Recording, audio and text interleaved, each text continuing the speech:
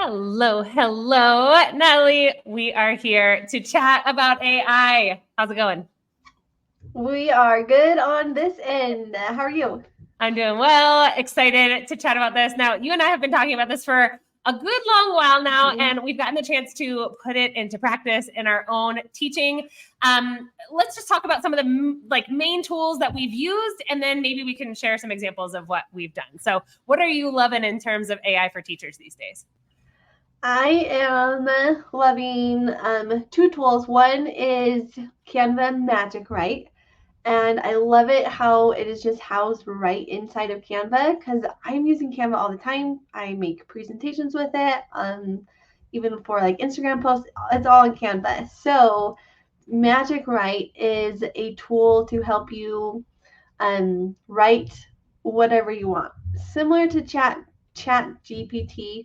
But I wouldn't say as robust, but it writes word problems for me. It can write stories, and I like to gear it towards my students' interest. So I tie that in, and I don't have to think of any of that stuff, and it spits it out in 2 minutes. I can tweak it if I need to. That's amazing. I really love that one. And then another one is Google Slides. I use that one a lot, and it's an add-on, Google Slides AI.io, and that actually makes your slides presentations for you. And with it geared towards like teachers anyway, you can like make a lesson on a topic. So like third grade math multiplication, and then it will create the lesson for you.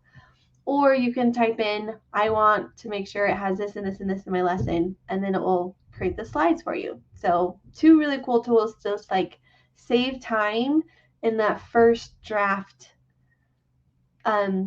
creation process. I feel like that's where I get stuck. What am I making? How do I want this to flow on the paper? What do I need to create? Or I had to come up with 10 word problems, and I'm just stuck after one because they all start to sound the same.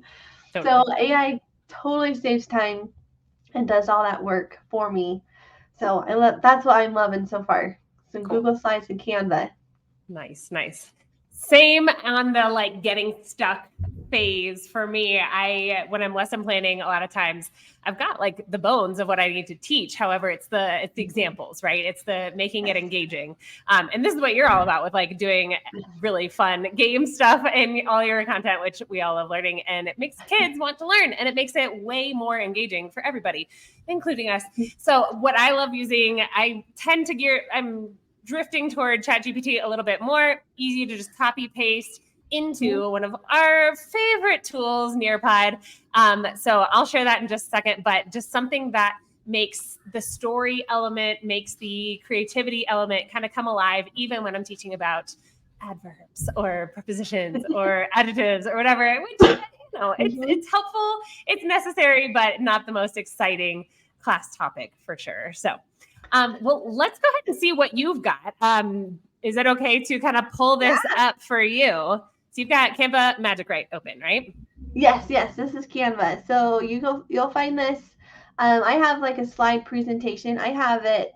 Oh, there you go. I gotta move my mouse. Hooked onto a game, a tic-tac-toe game. So I'll show you. I'll have some word problems here, and you'll always find that down here in this little star button, no matter what kind of document you're in. Looks very magical. Yes, magic right. So then you can type in your prompt. So, and this could be, write me a story. I use a lot of math, so that's always on my brain. So write me and you want to be specific. So 10 multiplication word problems, and I want third grade level. I didn't type in that third grade level, and I got 3-digit multiplication problems. So I think 5th grade. That's half the battle with AI, is just learning what your prompt needs to include. So totally. Grade level. And then I like to add in some extra touches for my students. So whatever I see my students are interested in, like video games, or I had one student who wanted to be a marine biologist. So then I geared some sea creatures in there. Let's see. We'll do about space. Let's see what we get. And then generate.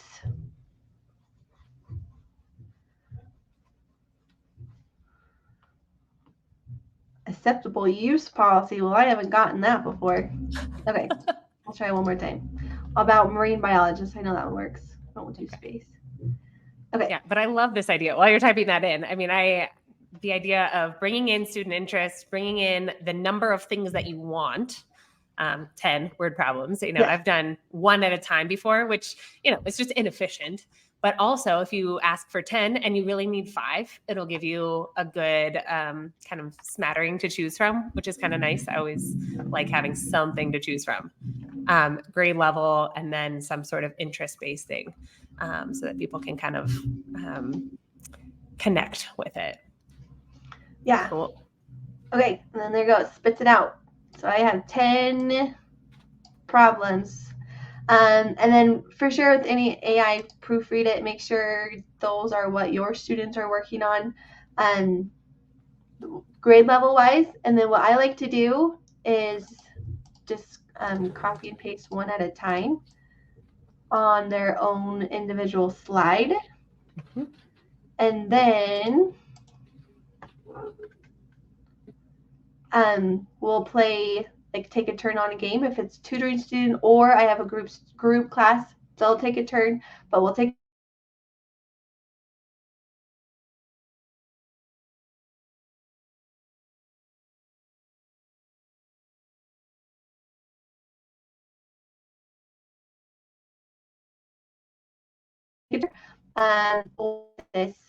this skill. So that's how I use Magic Write.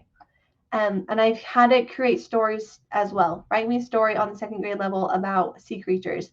And then you can go in and read that with students, or you're finding, you know, whatever you're working on. It's so cool. I love it. So fun. So cool. All right. I love that. And you know, the possibilities are endless. So you're using it for math. We could use it for grammar. We could use it for science. We could use it for anything, really. Awesome. Yes. All right. Here is how I use ChatGPT for my Nearpod lessons. So I'm teaching like a grammar into the writing cycle type class. And so we touch on a grammar point and then we bring it into the writing cycle. So this happened to be about with our adjective kind of lesson. And so read a 100-word story with 5 strong adjectives about a spacewalk for 5th graders. So again, that interest piece with the spacewalk, 5th graders for the grade level, 5 strong adjectives. You'll see why I want 5 in just a second. And then 100 words. I just want it to be able to fit on the slide, really. So that's the important part there. Now let's head over to Nearpod, because I'm going to pull up a Draw It slide. So if you're familiar with Nearpod, if you haven't, go to either of our channels and watch some tutorials on how to create a Nearpod lesson. We both love it. We use it all the time.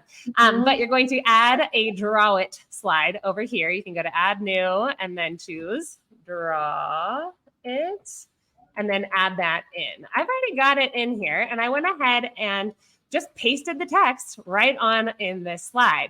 For the instructions, circle the examples of adjectives. And if I need to give some scaffolding, I might say, hint, there are 5. Okay. And that way kids know what they're looking for. They're not feeling kind of out of their depth or anything. And then boom shakalaka, there it is. It's going to show up on their screens, and then they're going to circle on their own as they go through. And I can see this without the kids seeing each other's work. So there's no real like embarrassment or anything. But I can see, oh, shoot, Natalie's not getting this. Hey, Natalie, take a look at that first word. What is that first word talking about? It's talking about the astronauts. Oh, that's a noun. It's modifying the noun. That's an adjective. Great. And then without even saying anything, I'm kind of redirecting your learning. And again, I didn't have to write this story. It's all right there. So the beauty of using ChatGPT and Nearpod together, I've used this for other Nearpod activities like time to climb, quizzes, just copying and pasting in there. And we did talk about Question Well, which is another AI tool that you can create quizzes and assessments in and then export really easily into a lot of some of our favorite Edtech tools like Kahoot and quizzes and Google Forms, Google Slides. So lots of different things that are all integrated now.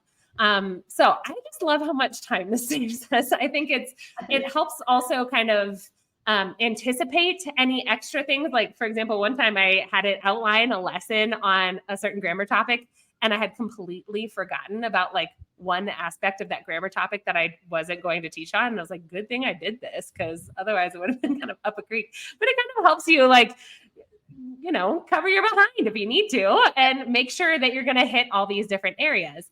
And also gives you a chance to think through kind of what needs might come up for some of your learners. I don't know. Have you seen that kind of come out in some of your classes? Perhaps like some modifications that maybe you needed to make, and maybe it helped kind of anticipate that.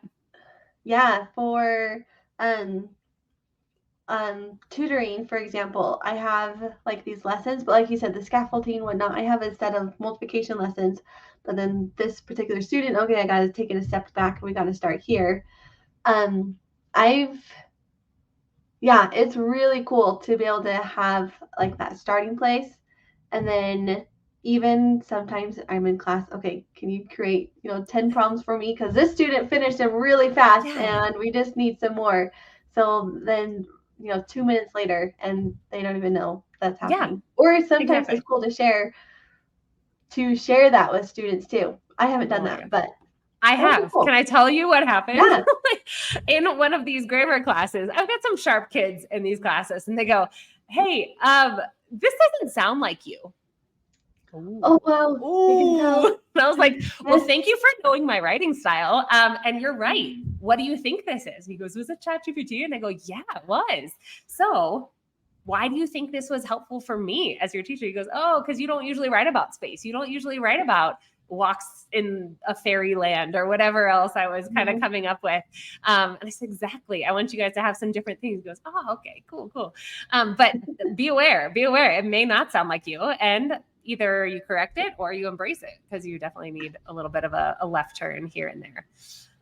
Well, super cool. All right. Well, I am grateful for always learning from you, and the fun that it is to explore all this EdTech universe with the tools that are coming out of here. Anything else from you on this? I think we covered it for my end. I really love it, and I love how quick it is, and you can adjust as you need to, and again, save you time. Totally. All right. Well, let us know how you use this in the comments. We would love to hear what your favorite sites are. If you're using ChatGPT, if you're using Magic Write, if you're using something else that we didn't even mention, please, for the good of all teachers, let us know. And we'll see you out there. Happy teaching, everybody. Bye-bye. Bye.